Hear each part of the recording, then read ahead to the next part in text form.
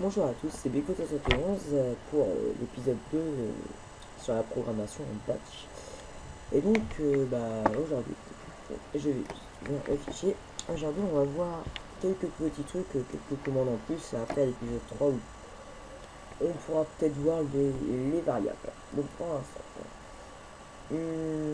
alors, que je reprenne où on était. Alors, une commande que j'avais oublié de vous dire. Mais dans l'épisode 1 qui pourrait vous être utile, vous faites une petite flèche vers la droite, comme ça, et vous faites nul. Si ça, voilà, je vous montre ce que ça fait. Nous allons la lancer, et là, vous voyez que il nous montre plus le.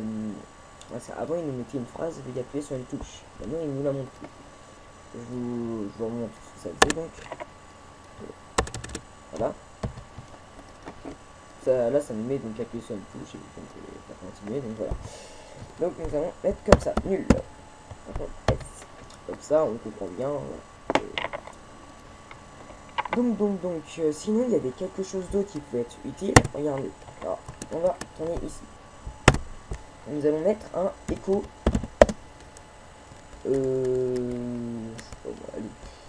Bonjour. Voilà. Sauvegarder. Ce qui fait que quand on va appuyer. Ah ouais, c'est vrai, je vais mettre un pause. Pause. Nul. Au pire, non, pour la démon, pour le. Je vais enlever le nul ici et je vais mettre comme ça. Comme ça, c'est mieux pour. Voilà. Voilà. Voilà. Oh, pire, non, je ferai ça hors caméra. Voilà. Sinon, ça va être un peu chiant. Voilà. Non, c'est juste pour que je m'y retrouve ensuite pour qu'on voie bien l'évolution du tout, du programme en quelque sorte qu'on fait. Donc on va faire comme ça. Et donc justement, quand nous allons lancer donc, le programme, là il va nous dire d'appuyer sur une touche. Il va évidemment nous marquer aussi bonjour. Et ce qu'on peut faire, c'est rajouter une commande qui s'appelle CLS, qui est très utile dans certains programmes. Vous allez voir ce que ça fait. On va lancer. On appuie. Et là, vous voyez, ça nous affiche juste bonjour, rien de plus. Et ce qui fait que en fait CLS, ça remet à zéro l'écran. Donc là, il va nous montrer FN Bing, je sais pas quoi. Donc ensuite, on va appuyer sur une touche. Et ensuite, il va nous montrer ça. Sauf que si on met CLS, donc il remet à zéro l'écran. Puis voilà quoi, ça fait. Il marque juste bonjour. Et il ne marque rien vu qu'ici on a mis nul. Donc voilà, donc deux commandes qui pourraient être très utiles. Bon, en fait, je crois qu'on a fait le tour d'à peu près toutes les commandes. Je regarde juste une seconde, donc s'il n'y a pas d'autres commandes, donc petite ellipse, ça tout de suite. Donc non, en fait je crois qu'on a vu à peu près toutes les commandes utiles. Pour l'instant on verra au fil du tuto s'il y en a d'autres qui seraient intéressantes à voir, ou voilà quoi, on verra. Donc on va commencer à voir les variables. Donc ça j'aimerais bien, voilà. Donc les variables, déjà on va commencer par exemple une petite variable qui peut être intéressante. Vous allez taper echo espace et pourcent, vous allez taper os pourcent. Donc on va mettre un petit pot. Je vais mettre pause nulle moi parce que après vous faites ce que vous voulez, mais moi je vais mettre pause nulle comme ça. Voilà, c'est évident pour l'écran. Nous le lançons. Voilà. Voilà. Et là il m'a mis Windows NT. Donc là il met Windows NT, je sais pas pourquoi, parce que j'ai Windows 7 normalement, mais là il met Windows NT. Bon, je regarde pourquoi d'ailleurs, c'est bizarre. Mais voilà, normalement il va donner la version de Windows que vous avez. Donc si vous êtes sous Windows XP, il va vous mettre Windows XP. Voilà, sauf que je sais pas, des bugs comme là, ou je sais pas, une Windows NT. Donc, mais il y en a plein d'autres. Donc dans la description, je mettrai à peu près toutes ces variables là qui existent. Voilà, c'est des variables qui sont directement insérées dans le système. Mais ce qu'on peut faire, c'est on va créer une variable, set, slash p, on va mettre slash p, on va l'appeler 1, un. Vous allez mettre égal. Donc là vous venez de créer une variable qui va s'appeler 1. Voilà. Et dedans on va mettre par exemple une autre variable qui pourrait être intéressante, c'est la variable pourcent random pourcent. La variable random, donc elle met un chiffre au hasard. par exemple, on va faire ça, tiens, nous allons mettre %. Mais à chaque fois, ça va pas être le même nombre, donc c'est random, quoi. C'est le principe, quoi. Random, %. Ensuite, on va descendre, on va faire echo %, voilà, %, 1. Parce que notre variable s'appelle bien 1. Vous êtes d'accord avec moi? Pour... N'importe quoi sur notre variable. Voilà. On enregistre. Donc là, normalement, il va m'afficher un nombre au hasard. On peut recommencer une autre fois. Là, c'était 818. Et là, ça va être 838. Voilà. Et ce qu'on peut faire, c'est random. On va faire quelque chose. Là, on va faire multiplier, par exemple, quelque chose à un acteur. Nous allons faire random fois. Donc normalement, c'est une petite astérix, hein, le fois comme ça. Si normalement vous voyez le pavé numérique, je sais pas, ça dépend si vous avez un grand clavier ou un petit clavier, voilà. Normalement sur le pavé numérique, là où il y a les nombres tout à droite du clavier, vous avez normalement un slash qui représente la division, quoi. Une astérix comme ça qui représente les fois, puis un moins après. Moins tiré. Voilà. On va faire % et random.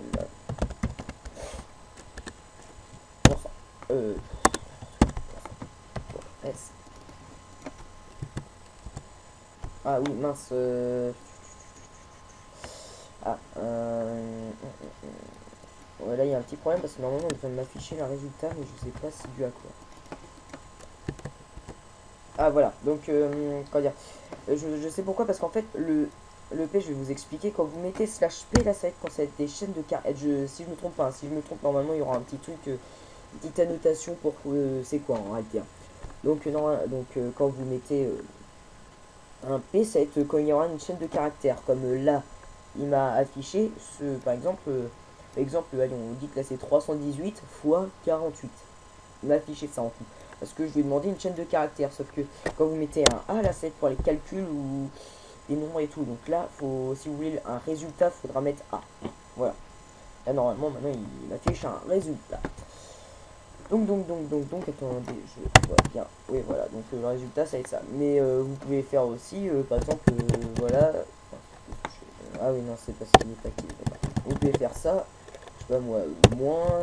Voilà, ça marche, hein, ça marchera pareil. Hein. Il faudra pas. Voilà. Donc, et oui, évidemment, dans la description, là, je mettrai toutes les commandes comme ça, voilà. Bah, toutes les variables qui existent dans le système, bah, qui sont sous Windows, hein. Après elles existent, ça va être d'autres choses sous Linux ou voilà, hein.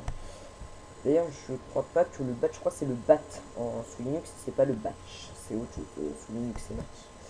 Faudrait que je regarde, je mettrai aussi une petite annotation.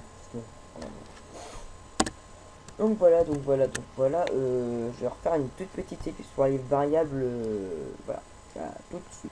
Donc voilà, petit truc que j'ai oublié, par exemple, c'est par exemple, ah tiens, je suis complètement oublié. Vous pouvez faire par exemple, vous voyez ce résultat, attendez, c'est bien sur le bureau, oui, c'est bien sur le bureau. Donc, le résultat, on va le mettre dans un fichier texte. Par exemple, on va apprendre à créer et écrire dans un fichier.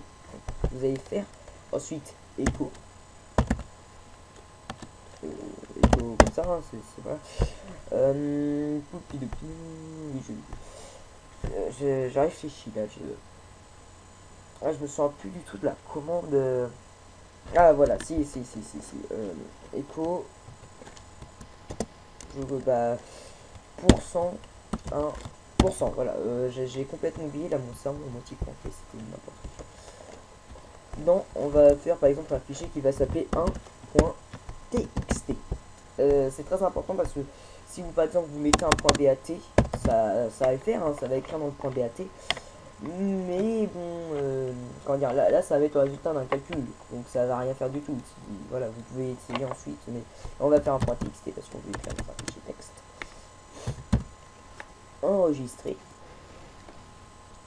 On lance. Voilà. Bonjour. Voilà. Donc là le numéro c'est. Là, le résultat c'est ça. Regardez, je sais pas si c'est le même. Et oui voilà. Donc ça va être le même. Vous voyez bien. Je sais pas si vous avez vu parce que j'ai pas. Hein. On va recommencer. Donc là, on va le faire vite. Hein. Et là, on appuie sur une touche. Et là vous voyez ici normalement, voilà. Un fichier texte 1 a été créé. et là le résultat c'est ça, quand on rentre dedans, bah il y a bien le résultat qui a été écrit dedans. Voilà. Et d'ailleurs j'ai vu que sur beaucoup de forums, il y a des personnes qui ne savaient pas comment écrire dans un fichier, donc comme ça, bah maintenant vous savez, je crois que je vais le mettre dans le titre d'ailleurs, parce que c'est...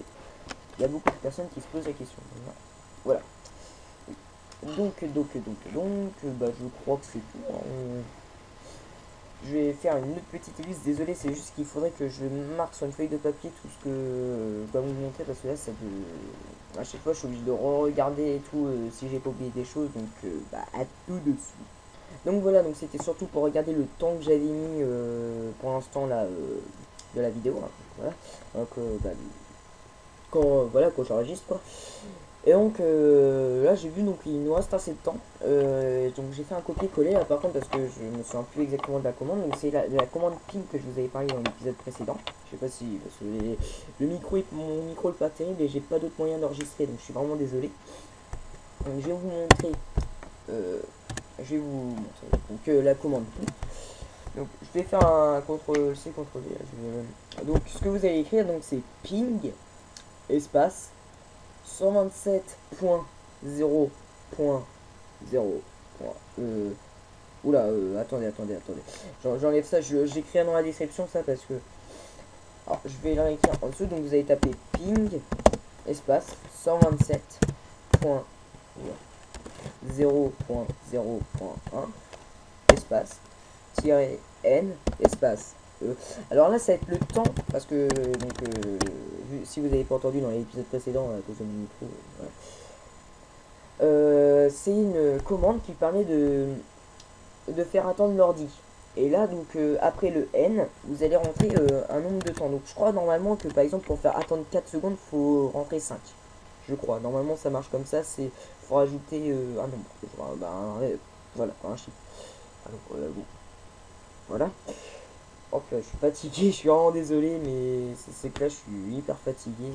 Voilà. Je m'embrouille. Oui, donc faut en rajouter 1. Donc on va faire rajouter 1. Donc si c'est 4, normalement ça va faire attendre 5 secondes. Et après vous faites espace, boum, et nul. Comme sur pause nul. Voilà. Allez, on enregistre. Et je vais vous montrer ce que ça fait. D'ailleurs on va mettre un petit écho, ça attend, donc voilà, ça va faire ça.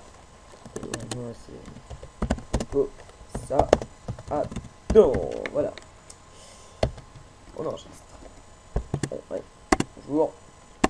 Ça attend. Et là vous voyez que je peux cliquer sur n'importe quoi, ça ne fait rien. Et là il vient de se fermer. Donc si on met par exemple 6, ça va faire attendre normalement 5 secondes. On va essayer de compter. Parce que je suis pas sûr en plus. Donc là ça fait 1, 2, 3, 4, 5, voilà, 5 secondes. Donc j'avais raison, c'est bien, il faut bien en rajouter 1. Et donc, bah, je crois que c'est tout. Donc c'est quand même pas mal ce qu'on a vu, parce qu'on a vu quand même pas mal de choses. Pour les variables, on verra ça dans un épisode un peu plus loin, parce que les variables, après il y a d'autres choses et tout, on peut voir d'autres choses avec les variables. Il faut bien savoir qu'une variable, de toute façon, c'est... On va dire que c'est en quelque sorte un mot. Et dedans, on peut stocker des choses. Voilà, c'est globalement ça, en quelque sorte. Donc, bah, on a vu quand même pas mal de choses. Donc, pour ce qui est ping et les variables, on verra ça plus tard. Je crois que ping, on verra ça dans l'épisode suivant. Où dedans, là, on apprendra à faire comme un timer, si on veut. Donc, bah, si vous avez aimé, mettez un pouce vert, abonnez-vous. Si vous n'avez pas aimé, bah, expliquez pourquoi. Je sais pas, dans les commentaires. Puis, bah, salut à tous. C'était Checkpoint 61. Pour aller plutôt mal.